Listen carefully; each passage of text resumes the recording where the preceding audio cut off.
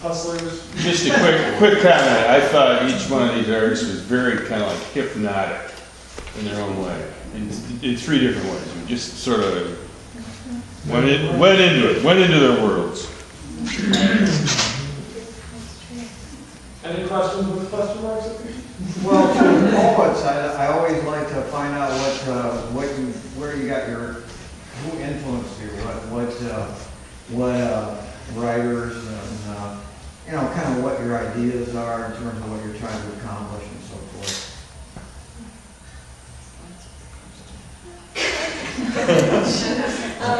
Well, since I was sort of this like surrogate member of this family, and I was thinking about the stolen moments of writing. And there's this really wonderful Massachusetts-based writer, Bernadette Mayer, who was really in my mind a lot. And she's got this wonderful irreverence and wit and humor, and I felt like I was trying to model some of the way I was processing my feelings by writing after her voice a little bit. So she was definitely floating around in my mind during that trip. She's wonderful, by the way, so if you aren't familiar with her, I really encourage you to check out her work, Bernadette. Sorry. I know mine specifically is my father, Randy Brown. He played trumpet in a lot of blues, jazz groups, rock groups around here. So his onstage persona, I definitely copied. He was just a goofball on stage and loved to like perform and be happy. So that influences me a lot from the writing standpoint. Just artists that I've kind of gravitated to, I guess. But I mean, I guess I'm very non-traditional. I kind of just picked it up and started just practicing it a lot. Filled up a lot of notebooks like I'm sure they did. Have no classes. Creative writing sounds like that you do. That's so cool. But yeah, mine is basically all just raw, just work on it and copy. So I don't know, that's it for me. Yeah, thank you for your question. It's nice to think about it. So like I said, the chapbook, I was thinking about Laurie Nideker's work and the ways in which she approaches that question of the human and nature and the way we interact with each other. And when I was writing the Hello Ghost poems, I was actually in my father's family home in India and thinking about just lineage and things like that. And at that time I was reading a lot of Paul Celan's poetry, so that's whispering into that.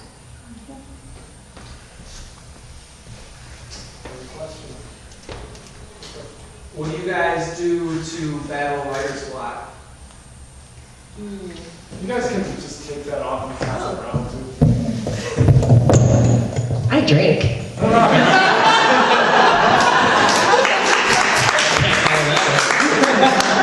That's an excellent question. I think everybody that writes obviously goes through.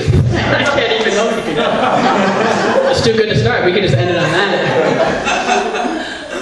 Personally, I treat it, I went to school to play soccer, and I treat it almost like working out. You know, when you've not worked out in a while and you're running the first time, you're like, oh, this is the worst possible thing ever. You treat it like almost having to like warm yourself up. And I literally, no matter how poor my writing is, no matter how bad the rhyme is or anything, I just keep doing it until I almost fill up like 4 pages, and then I'll maybe make one 4-bar phrase that is good. And then you can understand that it's just, you have to keep going. It's almost like just building and building and building until you get your fitness back. And that's the only way I do it. It's just nonstop. So. I learned something. That's the whole yeah, there goes the sibilance, it's gone. You got it. Yeah. Thank you. Now you're looking. No, I'm just going to do this. I'm just going to hold this. I hold the mic like this. It inspires me. No, but I do think it's a conversation, right? Like writing is a conversation. So if I feel like I have nothing to write about, I just go back and read and take some lines and play with others. Steal. And drink, Juliet. I totally drink too. I have a question, comment. All three of you have work that sounds really autobiographical, very personal. Just what do you think about reading stuff that's so deep and personal in front of other people, and possibly also the people that it's about sometimes? Have you ever encountered that? And like, just what do you think about that? I guess I think of it as a piece of work, so it has its own life, I guess, and less about that. But speckle it with lies. My dad never says any of that stuff, like I said. That's funny. Personal stories, I use it very much as a venting tool. I have like frustrations. I don't write love songs, but I've definitely wrote love frustrations, but you'll never hear them on a track, so it's just not my thing. I don't try and release it, but definitely I use it as an outlet, and I've had situations where the person might be in the room and I'm doing it and they don't know. Or maybe they picked up on it and that's maybe why we haven't talked. But otherwise, yes, I definitely use it as a venting tool, and the personal side, it's not really hard for me to talk about because I'm very transparent in a way, and a lot of the stuff I build off of like the neighborhood I grew up in and the people I grew up with, so I don't have a problem with sharing anything truly, but that's me personally, so. Yeah, the work I shared tonight actually from all those poems traveling with my friend's husband and his child, like, I published those on Facebook, and it just seemed to me that there's a space, it's an intimate community, and like I felt really like called to share it with you all tonight here because it felt so intimate. So for me, I don't know, I think that poetry has different kinds of lifespans and different ways it can move. So sharing it in those ways is totally right for it. I don't know if I would publish it otherwise, you know. So I think you just find context that it makes sense to share things in. This question is for Nick. I just wanted to know if you would post their names on Facebook so that I would click on it. Well, I'm asking for us. Yes, we will certainly do If we that. get permission. Absolutely. Sakers. Are you, I'm just for all of you, are you ever just surprised by what you write? Every day I am. Yeah, I work for that surprise. I guess I write something. So that's part of your, I mean, it's not like you have it all planned out ahead of time. I know personally, I've forced myself, because I'm used to writing in verses, like 16-bar phrases, normally how like rap goes, and I've forced myself to write truly intricate stories and make context that almost like a movie, but force it towards like a hip-hop stance in a sense. So I've surprised myself, and I've looked at it and been like, damn, Kev, really? Like you really made something twist, or you made like a really good story, because I haven't, for me, it's just practice and getting like excited about it. So I have surprised myself and been excited. I think the excitement is also coincides with the surprise, is that like, oh my gosh, this is very cool and I'm happy about it. So that kind of drives to the surprise. Yes, I surprise myself with everything I write, and I think that's striving for the excellence, is trying to surprise what your next outcome can be and what more can you push yourself to be. That's how I treat it anyway. Always pushing myself. For me personally, I really use poetry as a space to come to some new understanding. So I don't think that we can know what will emerge out of the shape of that, you know, the shape of the writing. And like the light poem that I shared with you all, I didn't know what that was. I found something, I don't know what to call it, but I think we all found it together, you know, in hearing that piece. I think that's all we do, what we do. Thank you. Go on. Where do you see yourself going with your art and your music? Say a year from now, 5 years from now. Do you have something you're aspiring to in particular? Do you have some kind of goals you're looking forward to reaching? It's kind of open-ended there. I have a project that I've been working on for a while. I released this project, The Canvas, on that CD and on my website in November 19th, and I've been in the process of recording and writing a project called Son of Karma, and really I'm trying to build that as best as I can. So in a year from now, I hope to have released probably what I would hope is to be my best work, and push it in different ways and really up every single level of creativity that goes into it, whether it be videos, the artwork, and so hopefully in a year I would have put out a really good project. That's all for me though, but I hope to actually, I just started a company of my own, like an LLC of mine, and I'm hoping to actually help other people in their creative processes whether it be personal businesses or music ventures. So my hopes in turn is to actually help others. So that's the future for me. That's awesome.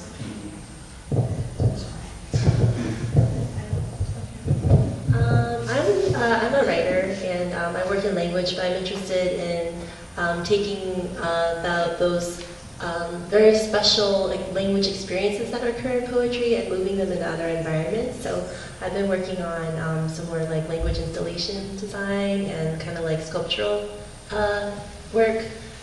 So I'm really excited that I have the opportunity to travel to Norway this summer and develop some of that stuff. So, I think poetry is really beautiful and it's wonderful, and I love that it happens like this. But I also bemoan that it can't be more of a public art, and it can't be something we encounter more regularly in an unusual space, and kind of give pause, in our daily lives. So, just trying to imagine something else. Thanks. That's another good question to think about. I haven't really thought about it, so now I will. But yeah, so yeah. Just to keep writing and keeping that conversation and chasing that surprise, I guess. Yeah. Have you ever had a moment where you weren't sure if you wanted to keep doing writing, and if so, what made you want to continue it? Yes, I had a 2-month depression state where I didn't want to touch music. I actually, when I graduated from school, I was taking a break year to actually pursue it, and the best way that I could, I wanted to put all my efforts into it. I graduated from school and I was like, you know what, I really want to pursue this dream. And then after a while, how I was telling my frustrations with marketing yourself in a market where everybody's doing it, I didn't want to write ever again. I stopped for a good 2 months and not wanting to do it. And then in the midst of finding yourself again and finding the excitement, now I've been just truly back into it. But yes, to answer your question, yes, there was a time that I never wanted to do it again. So it happens, and then you find it again. So at least that happened for me. Yeah, and it comes and goes, right? And it's good to allow that for yourself, right? For those months when you're not writing and not have this pressure to be writing all the time, because you are kind of, right? You're always thinking, or you're always in language or whatever you're doing. But when I go away from it, I go to other places like music or cooking or some other thing that feeds me in a similar way. Feeds me literally, if it's cooking and then I eat. I eat. I think that, we always doubt ourselves at various moments, but one thing that always keeps me coming back for sure is the community. I think it's so wonderful to be engaged in an art practice that has live bodies that come together that are excited about this particular experience and strange things we do in language and rewires our brains together. So, poetry, I love the fact that we have readings, and it's one of my favorite ways to hear new work. So, I find that so much of poetry is very social for me, and so it's always the faces I miss and the new voices I'm not hearing that brings me back to it. Okay. All right, this will be our last question. Poet laureate of Racine County.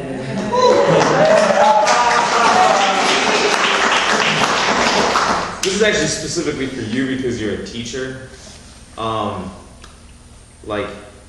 I'm trying to figure out real interesting and creative ways to get into schools and I know you teach at a college, so that's a certain age frame, but have you done anything with younger kids, and what type of things have you done and you found to be effective? Yeah, I've actually worked with preschoolers all the way up through returning seniors in continuing ed contexts. I was a Writers in the Schools fellow in Massachusetts for several years, and I worked at an elementary school with their pre-K through 6th grade doing language enrichment. And I think that the younger the child, the better, because, well, not the better. Someone's one of my students, actually, so I'm but, you just see where they are at, and then look for opportunities for them to expand their creative access to their language. So, with preschoolers who aren't literate, they're just living by, they're immune systems that are mobile,